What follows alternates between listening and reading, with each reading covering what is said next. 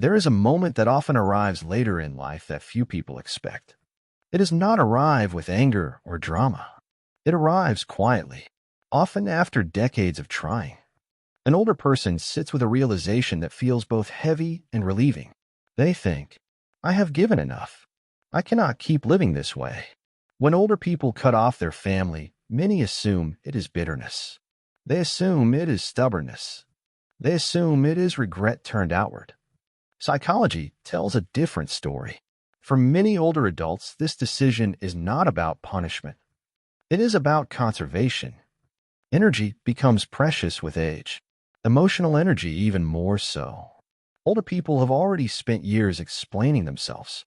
They have endured cycles of hope and disappointment. They have waited for change that never arrived. They have outgrown the belief that patience always leads to repair. By the time an older person chooses distance, the decision is rarely impulsive. It is the final boundary after a lifetime of flexibility. It is not fueled by rage. It is fueled by exhaustion. One of the most misunderstood aspects of this experience is strength. People often believe walking away requires emotional hardness. In reality, it requires clarity. It requires the courage to stop negotiating with harm. Psychologically, older adults process family conflict differently than younger people. They are less driven by identity formation. They are more driven by emotional equilibrium. The nervous system no longer tolerates chronic stress as easily. Years of unresolved relational strain accumulate in the body. The body remembers even when the mind tries to minimize. High blood pressure, sleep disruption, chronic tension. Neuroscience shows prolonged emotional stress keeps the body in vigilance. Over time, this vigilance becomes unsustainable. Older adults feel this cost more acutely. Their bodies demand peace. This is why many older people describe a surprising calm after cutting off family. Not joy, not victory. Calm. That calm is not indifference. It is regulation. The nervous system finally exits survival mode. The body stops bracing for emotional impact. Another uncomfortable truth is this. Older people often stayed far longer than they should have. They tolerated behavior out of duty. They tolerated silence out of hope. They tolerated disrespect out of fear of regret. They were taught that endurance equals virtue. They were taught that family bonds require sacrifice without limits. Psychology challenges this belief. Healthy bonds require reciprocity. Unlimited tolerance erodes self-respect. Over time, it teaches the psyche that personal needs are optional. This creates quiet resentment. It creates emotional numbness. Many older adults reach a point where numbness feels more dangerous than loss. Numbness threatens identity. Loss threatens comfort. Between the two, they choose loss. What complicates this choice is attachment. Attachment does not fade with age. It deepens. Memories accumulate. Older adults carry decades of shared history. Cutting off family does not erase that history. It activates grief. A layered grief. There is grief for the relationship that existed. Grief for the relationship that never did. Grief for the time already spent waiting. Grief for the future imagined but never reached. Psychology calls this anticipatory grief combined with unresolved attachment. The bond ends structurally. It remains emotionally active. This creates internal conflict. One part of the mind feels relief. Another part feels guilt. Guilt often speaks louder. Guilt in older adults is deeply conditioned. Many grew up in eras that emphasized obligation over expression. Loyalty was moral currency. Distance was betrayal. So when an older person chooses distance, the mind reacts. It says you failed. It says you gave up. It says you should have endured longer. This guilt does not mean the decision was wrong. It means the conditioning was strong. Psychology distinguishes guilt from conscience. They are not the same. Conscience responds to harm done. Conditioned guilt responds to rules broken. Many older adults confuse the two. Another rarely discussed factor is awareness. With age comes perspective. Patterns become impossible to ignore. Denial loses its usefulness. Older adults can look back across decades and see repetition. The same dismissals, the same minimization, the same emotional roles replayed. As children and young adults, many normalize what feels familiar. As older adults, they recognize what was harmful. This recognition changes everything.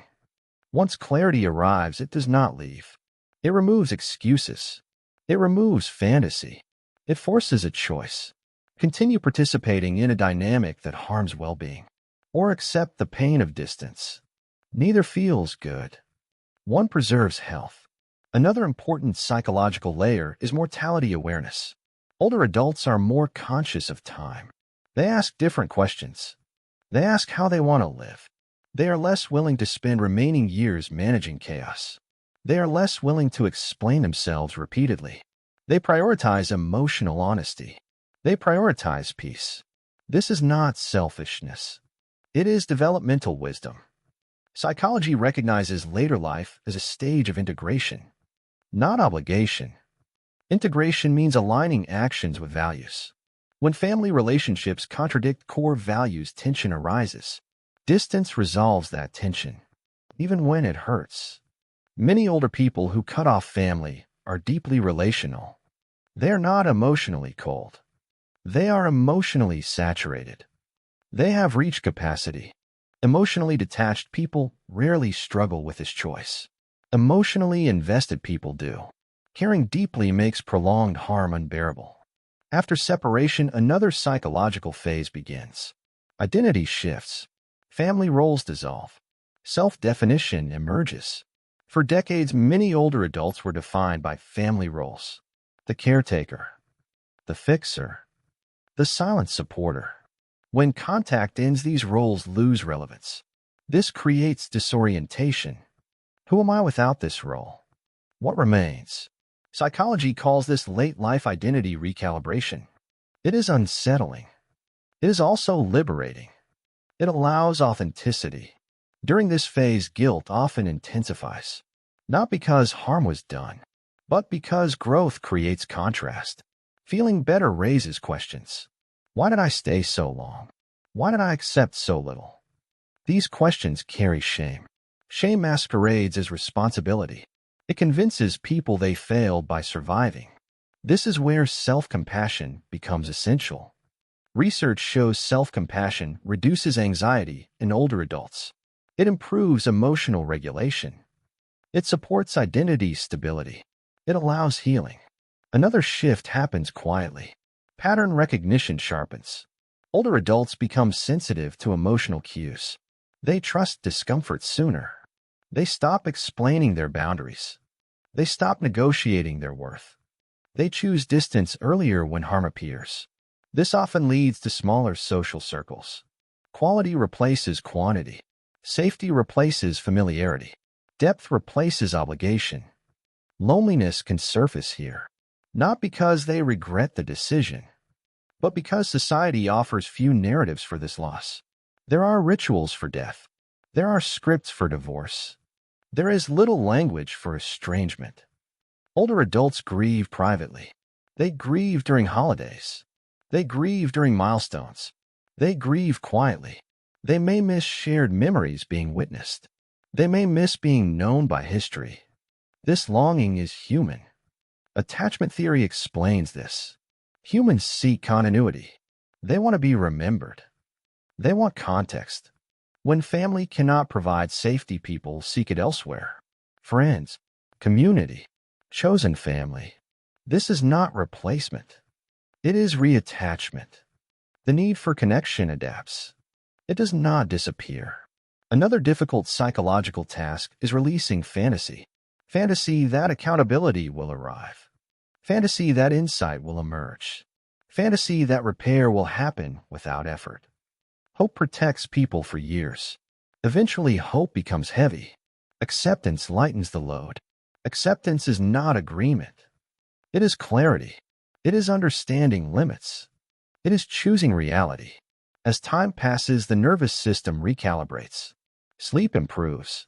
Thoughts slow. The body relaxes. Many older adults realize how activated they once were. Distance reveals the cost of proximity. Peace becomes tangible. Healing does not erase memory. It softens its grip. The story remains. The charge fades. There are still moments of sadness, moments of wondering, moments of longing. These do not mean failure. Healing is integration, holding love and distance together, choosing self-respect without hatred. For those who were cut off, confusion can linger. They may not understand. They may feel rejected. They may feel abandoned. Psychology does not assign villains. It examines impact. Intent does not erase effect. Effect does not erase intent. Reconciliation requires pattern interruption, not time alone, not words alone. Change behavior. Without change, contact reopens wounds. Consistency rebuilds safety. Many older adults choose realism over hope. Over time, identity solidifies. Validation becomes internal. Permission is no longer required. This internal trust is transformative. It frees emotional energy. It restores dignity. It stabilizes self-worth. Compassion often expands, not necessarily toward individuals, but toward complexity, toward generational patterns. Understanding grows without excusing harm. Context replaces blame. Peace replaces struggle. Eventually, the cutoff becomes a chapter, not a definition.